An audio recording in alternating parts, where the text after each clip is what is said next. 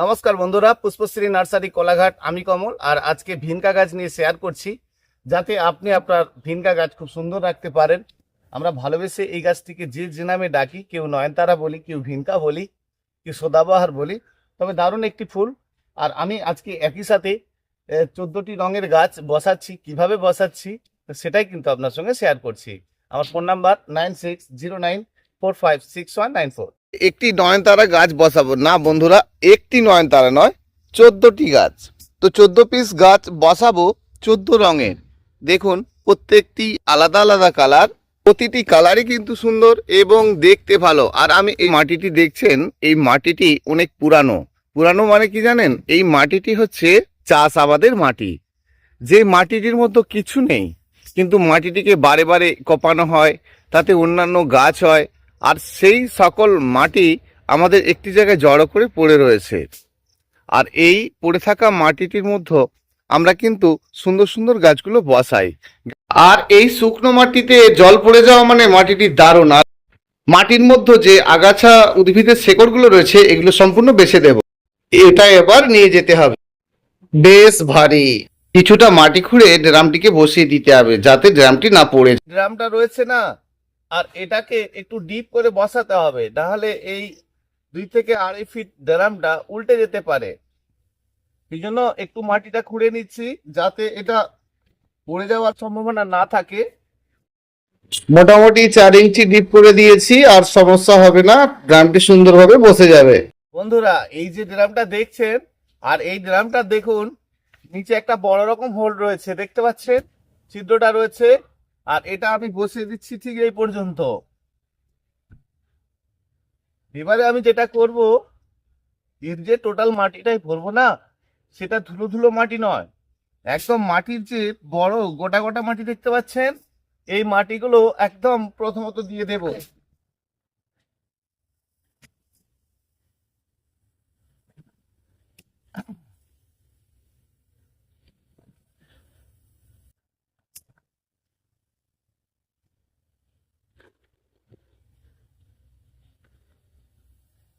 আর এই সমস্ত মাটি কিন্তু আমি এখানে ভরে দিচ্ছি। ভালো করে মাটিটি কম্প্যাক্ট করে দিতে হবে, আর একটু যেন লুজ না থাকে। আর আমরা এভাবে করতে পারি, বা আমরা গ্রো ব্যাগেও কিন্তু করতে পারি, তবে কম মাটিতে বেশ ভালো হবে।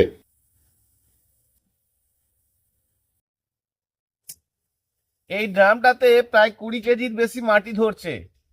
আর এই মাটি সব কিন্তু বড় বড় মাটি দিচ্ছি। আমি কিন্তু এই মাটিতে কোনো কিছুই দিচ্ছি না। এই যে গাছ বসাবো, আমাদের নয়নতারা গাছ কেন মারা যায় সেটাই কিন্তু থাকছে আজকের ভিডিওতে। নয়নতারা গাছ একটু বৃষ্টির জল পাওয়া মানেই মারা যাবে। আমরা একে ভালোবেসে সদাবহার বলতে পারি, একে ভিনকা বলতে পারি। তো দারুণ একটা ফুল, সারাটা বছর দেয়। আর আপনাদের বাড়িতে রয়েছে, কিন্তু দুঃখের বিষয় একটাই, যে এই গাছগুলোকে আপনারা বাঁচাতেই পারছেন না। আচ্ছা, আমাকে একটা কথা বলুন তো, আপনারা যখন এই ভিনকা গাছগুলো কিনে নিয়ে আসেন, সেই মাটিটি শুধু প্লেন মাটি, না খুব হালকা মাটির মধ্যে নিয়ে আসেন? সব সময় দেখে নেবেন প্লেন মাটির মধ্যে ওই নয়নতারা গাছটি লাগানো আছে কিনা। কারণ নয়নতারা গাছ এরকম জায়গায় হয়, কোন রকম জায়গায় না, আমরা দেখেছি দেয়ালের ফাঁকে, ইটের প্রাচীরে, রাস্তাঘাটে, যেখানে সেখানে কিন্তু এই নয়নতারা গাছ দেখা যাচ্ছে। অথচ আপনি যখন একটি নয়নতারা গাছ রোপণ করছেন, সেই গাছটি আপনি বাঁচাতে পারছেন না। আর এই যে আমি ড্রামটাতে দেখালাম যে ছিদ্র বড় আছে, কিন্তু কোনো গুটি দিলাম না, কেন বলুন তো? এই ড্রামটা থেকে মাটিতে শেকড় যেতে পারবে, কিন্তু আপনি তো টবের মধ্যে গাছ রাখবেন, তাই না? তো টবের মধ্যেও যখন আপনি রাখবেন, সেক্ষেত্রে কিন্তু টবের নিচে এতগুলো গুটি নুড়ি সব মিলিয়ে নিচটা আগে দেবেন, তারপরে আপনারা প্লেন মাটি ভরবেন। পারলে একটু বালি দেবেন 30%, নয়তো বা শুধু প্লেন মাটিতে গাছটি রোপণ করবেন। কারণ নয়নতারা গাছ হালকা মাটি পেলেই কিন্তু মারা যাবে। একটু বৃষ্টি হবে আর আপনার গাছ শেষ হবে।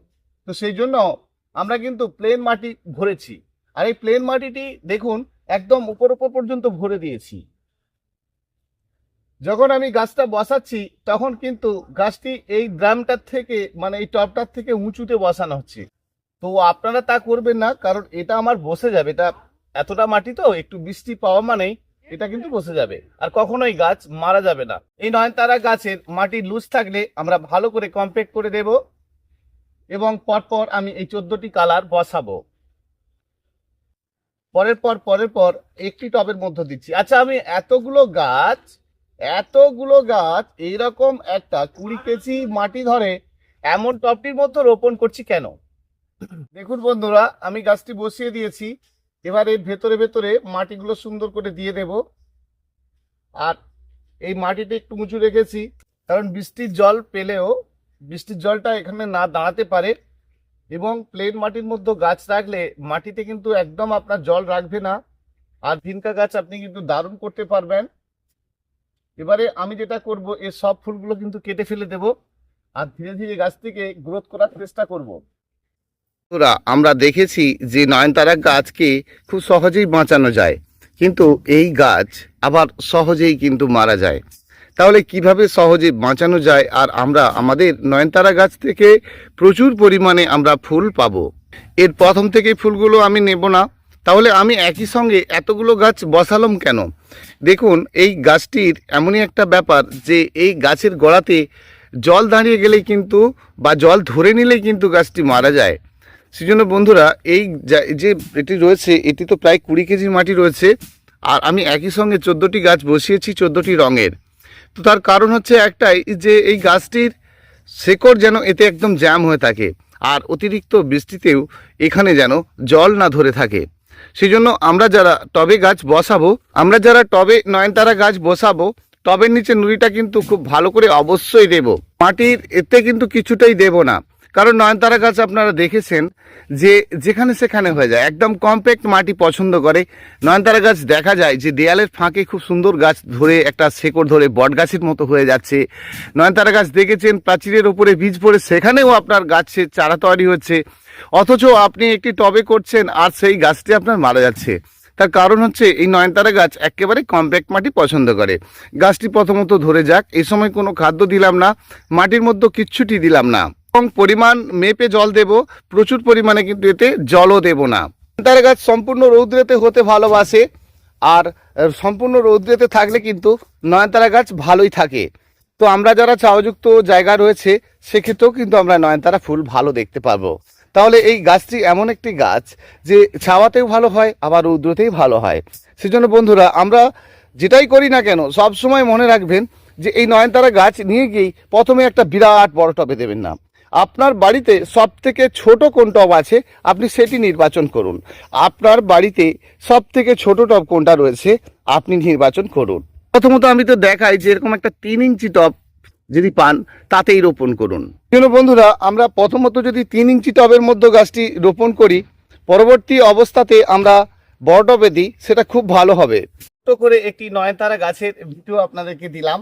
আর এই নয়নতারা গাছ এত ভালো ফুল, এত সবসময়ের জন্য একেবারে ফুলে ফুলে ভরে থাকে। সেই জন্য এই নয়নতারা ফুলের গাছ আপনারা রোপণ করুন। আর এর ডোকা কেটেও কিন্তু চারা তৈরি করা যায়। আপনারা ছোট ছোট করে ডোকা কাটিং করে যদি বসিয়ে দেন তো দারুণ সুন্দর হয়। আপনারা করতে পারেন, সেটা বালির মধ্যে বসিয়ে করতে পারেন, বা সেটা কোকোপিটের উপরে বসিয়ে করতে পারেন, বা প্লেন মাটি তার উপরেও কিন্তু আপনারা করতে পারেন। তো অনায়াসে কিন্তু আপনি নয়নতারা গাছ ভালো করতে পারবেন।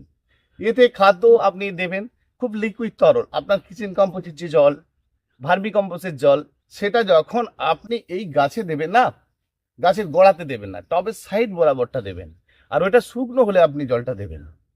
এতে বিশেষভাবে পোকার আক্রান্ত কিন্তু হয় না, তবে বড় পোকা মাঝে মধ্যে আসে যে পাতাগুলোকে মুড়ে বাঁকিয়ে দেয়।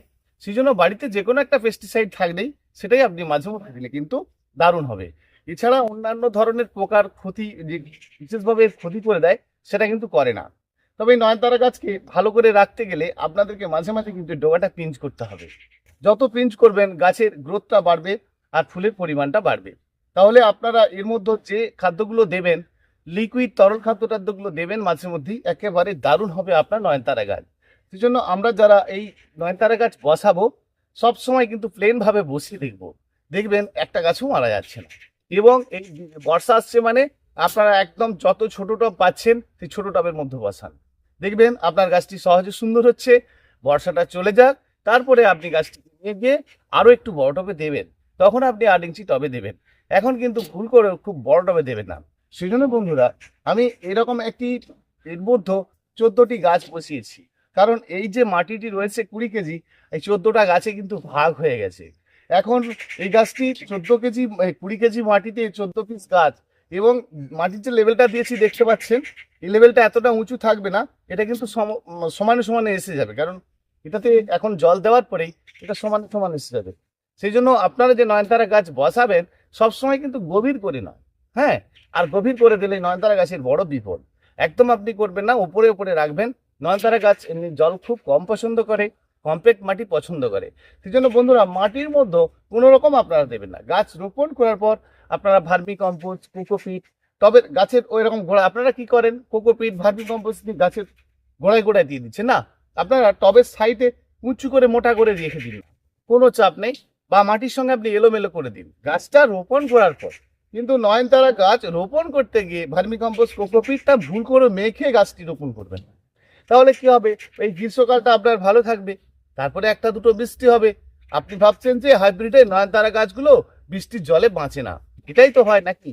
তাহলে আমরা এমনি প্লেন ভাবে গাছগুলোকে রোপণ করে দিলে আমাদের প্রত্যেকটিকে গাছ বাঁচাতে পারবো এবং সুন্দর হবে। আমার নতুন বন্ধু হয়ে থাকলে সাবস্ক্রাইব করে নিন। আর আপনার জন্য এরকম ভিডিও নিয়ে আমি আসছি। প্রত্যেকটি বন্ধু ভালো থাকবেন, লাইক করবেন, কমেন্ট করবেন, শেয়ার করবেন। অসংখ্য অসংখ্য ধন্যবাদ আমার প্রতিটি বন্ধুকে।